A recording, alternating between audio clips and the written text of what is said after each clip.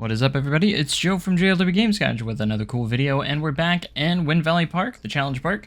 Another time here for the Giga Coaster, like we did just right where we left off in episode 58. We're now in 59, and today we're going to be working on all the custom supports for the ride and getting all those complete because it's going to take a long time, and it actually ended up taking a lot longer than I thought. I actually made the time lapse a lot faster because otherwise it would have been a very long video. I had over 3.5 hours worth of footage here, so just sit back and enjoy the show, but I'm going to be commentating over the whole thing and kind of explaining a lot of stuff. There's not a whole lot going on in this video, so I'm probably going to explain a lot more of what's going to go on into the future. So going into this, we of course had to finish up the lift hill supports because we didn't do all of them. We just got 2 of them in there, and then we're going to do the main layout. The hardest part was actually getting all of the larger elements done and everything. So I actually had to go back in, and as you can see, I had to go in and find a couple of extra B&M footers because I didn't have the correct footers for the set, and I wasn't subscribed to everything, so I had to make sure I got all of that in place. So anyways, we got all those, and I decided to keep that going. There's all these are specific B&M supports and footers and everything, and they're actually really nice. It's the first time I've actually used them, but they are nice thick supports for the ride that actually make it look more like a Giga Coaster rather than you know, like hyper coaster supports or less, you know.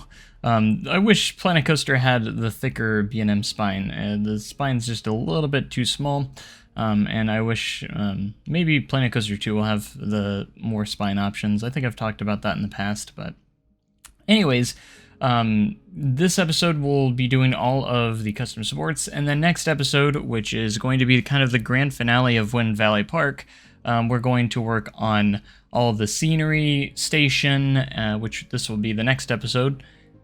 And scenery station, queue line, all that extra fun stuff, because the ride itself is pretty much done.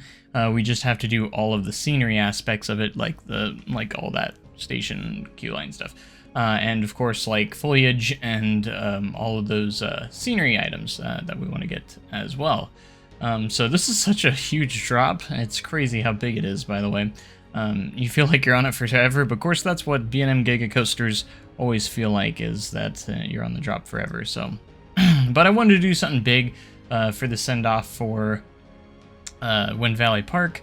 Now, with that being said, I want to talk a little bit about the future of this series, and just because I think I've talked about it frequently in the last stream or two, and just in the last video I think as well, that we're going to be starting a new park, and it's going to be a new challenge park. Now, I have thought about making it actually a scenario. That way I have a little bit more control on the difficulty on a lot of stuff, and I want to make it as realistic and more challenging as possible, because I think in this series we just did it on medium challenge settings, because I didn't want it to go too crazy with the money, but I didn't want it to be too hard to where it's like almost impossible.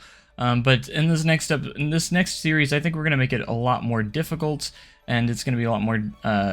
It's just gonna be a lot more of a challenge, and I'll still call it a challenge park, mostly because it's going to be a challenge, not challenge mode, but it is going to be a challenge, and I'm going to like set all of the settings and stuff. I'll probably have a separate episode just for all the settings that we're going to be doing, so you guys can see what kind of settings we're going to be messing with. It might be kind of like a spin-off episode.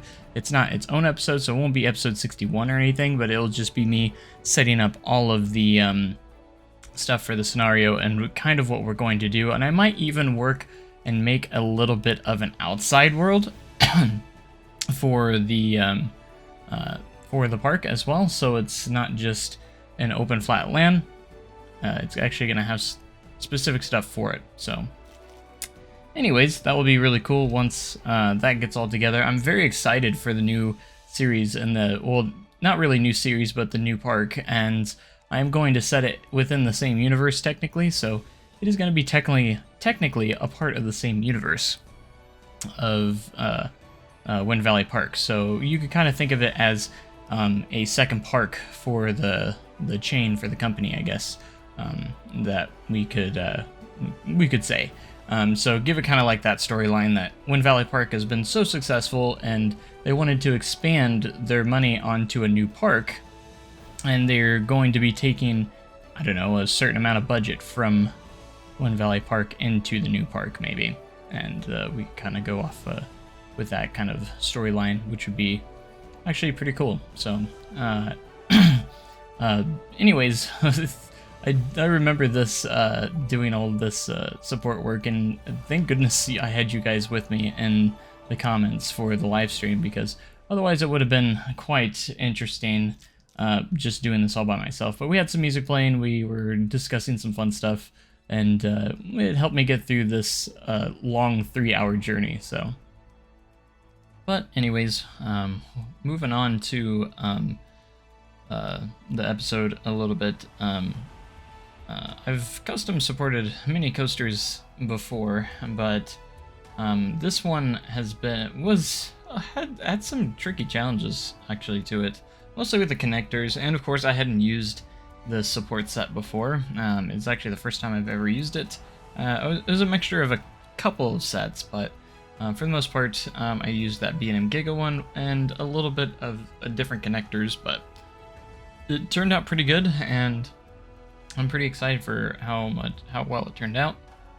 Now, I don't know if I remember if I don't remember if I mentioned it in the last episode, but I did say, or I did settle on the name of this ride being called Supernova. I think it'd be cool, and it's going to be part of the space section, like we have been kind of developing a lot lately, is the space section of the park, which is actually one of my favorite sections. You know, we have the space section, tornado, or I guess the Storm Valley section, the classic section, the forest section, and Wind Valley Cove section. So a lot of cool different areas for the park, and I'm excited to really start planning out the next park a little bit more.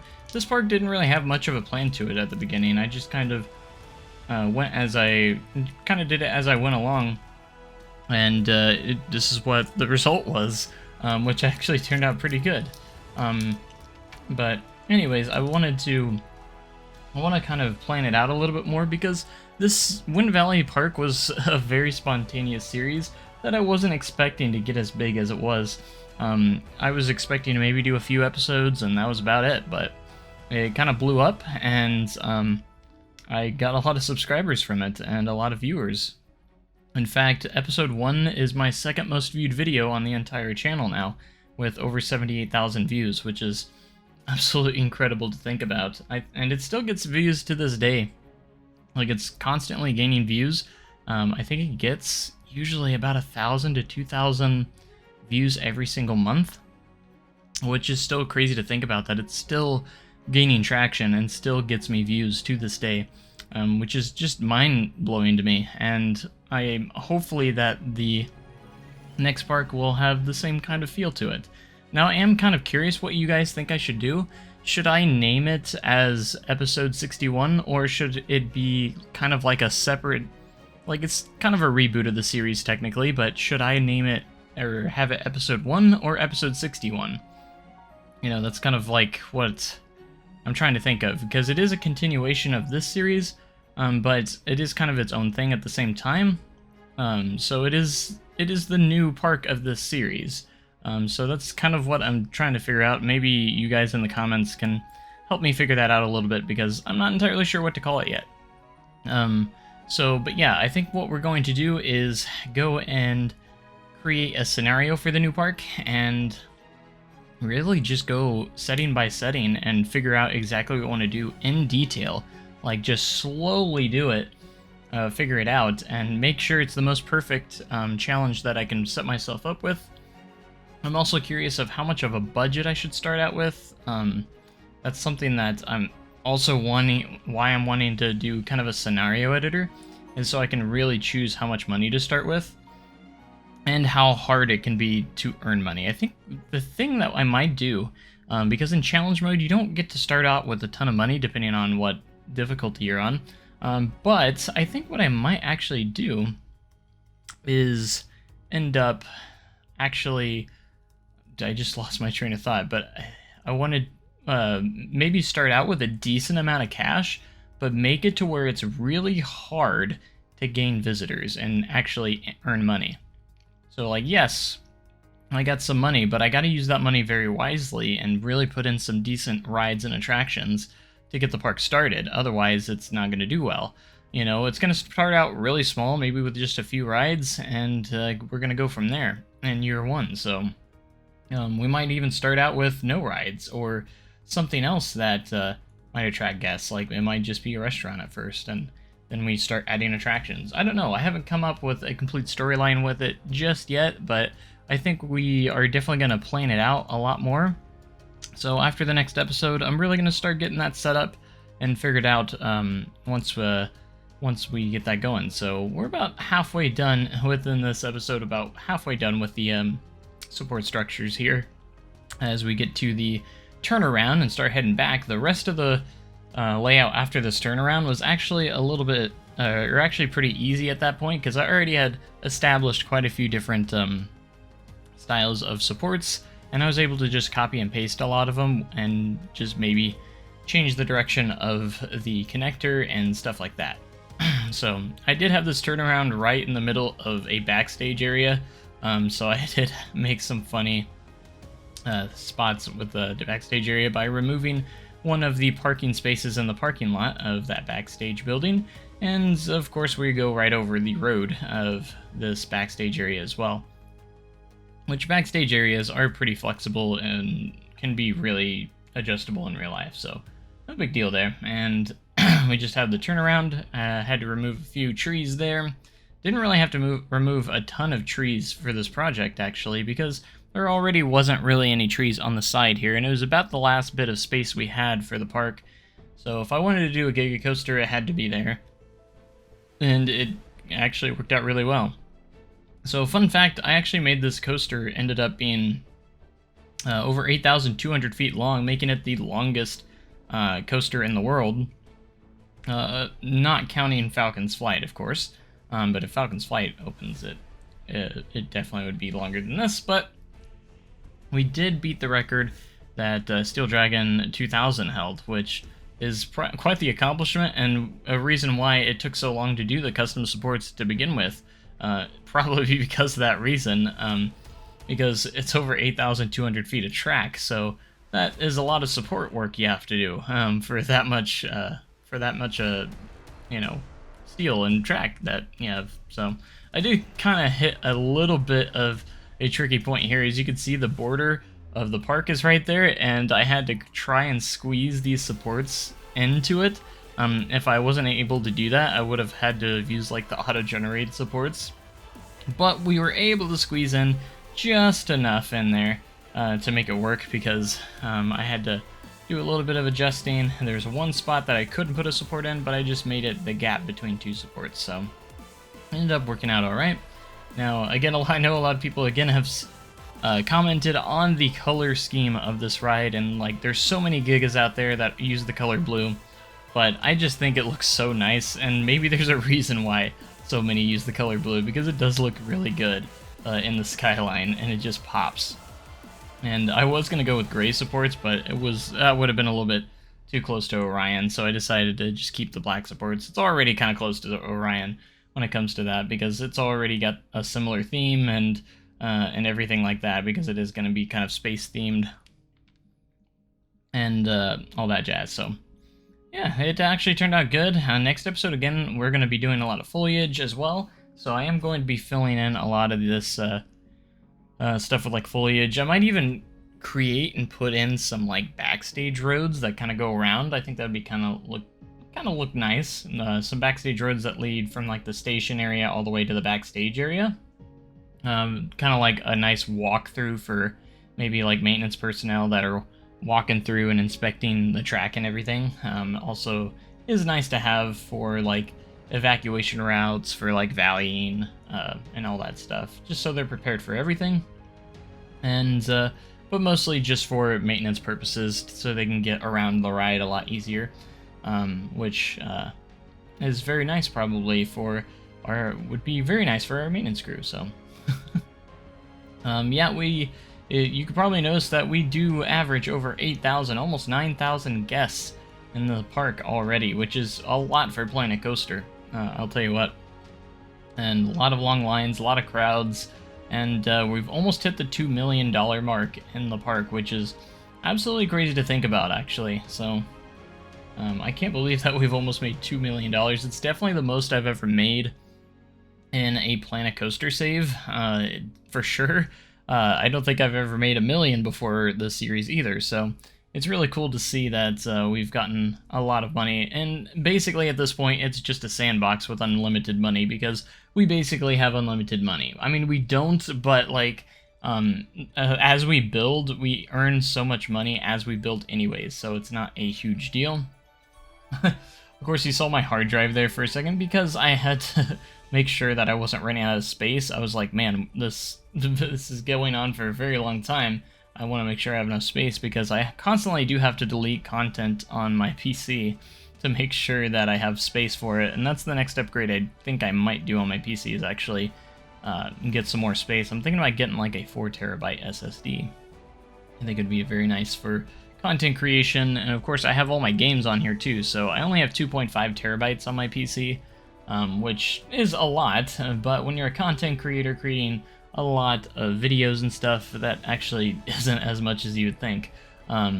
Anyways, I was starting to get a little burned out on creating custom supports for a little bit, but we did power through at this point, mostly because I was like, oh man, I'm getting close to the end, and these last supports for the end of the ride should actually be pretty easy, because it's going to repeat the same supports over and over, and it's a lot of just copying and pasting, and it turned out really, really cool. So I actually really did enjoy that, or kind of was relieved about that. I didn't really enjoy much of doing all this, but you can always tell when there's an autosave, because the game just like freezes for a minute, even in 1000% speed, which is what we have it right now, which is, I think, the fastest I've ever had a time-lapse on. I just didn't want to make the video way too long for you guys that just want to see the condensed version. I know you guys remember probably when I used to like cut the episodes to sometimes have time lapses and sometimes not. But it's gotten to the point where it's just time lapses now, because I'm literally just sitting there building stuff. And that's kind of why the episodes have kind of changed to this kind of style. I know you guys probably enjoyed the heavily edited style. But I think a lot of people prefer just time lapses in general, because you can still see everything that's going on, but you can just, because it's a very tedious, and just, you know, you don't want to watch like real time, because in reality I am a very slow builder in Planet Coaster, so I do take quite a bit of time to build my stuff. So with that being said, I think it is important sometimes to have time lapses ready to go, and for the majority of the videos when we do build this stuff. So, but we're getting to the final turns here, and it actually turned out really cool. The POV of this ride is actually really smooth, which is surprising. Not really surprising, but I was kind of I was very impressed with how smooth it turned out. Like very glass smooth. You'll see once we will release a very nice cinematic POV at some point once we're done, but there is a little bit of a POV probably at the end of me writing. Well, actually, I think I did that after recording, so never mind. But you guys won't have to wait long. I'm gonna make that POV as soon as it's done, and a nice cinematic footage for you guys for that. So that will be very exciting. Just as the last send-off for Wind Valley Park, and then of course we'll put it on the workshop for everyone to be able to experience the park as they want, and they can even manage it if they want to, and you know, you guys can do whatever you want with it, because at that point it's on the workshop and you guys can mess around with Wind Valley Park, and I'm totally fine if you guys show me what you guys did for yourself. So anyways, going to the final turns here, we have a lot of just so many of these supports going in through the entire ride, and again, I was very burnt out at this point, but I had to push through because we were so close to finishing, and we just had the last little turnaround and the brake run. So a little explanation of what we're doing in the next episode. We're going to do the station. That's the main thing. We're going to do the station. We're going to do the queue line, and we're going to try and do a lot of different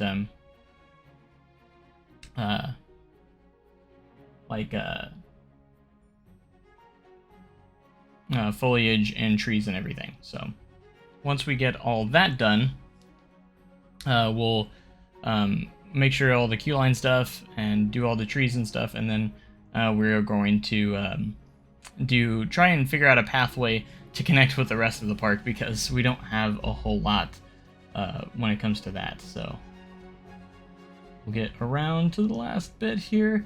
I was getting so relieved once we got to the final supports in the game, because I was just like, oh my gosh, we're almost done.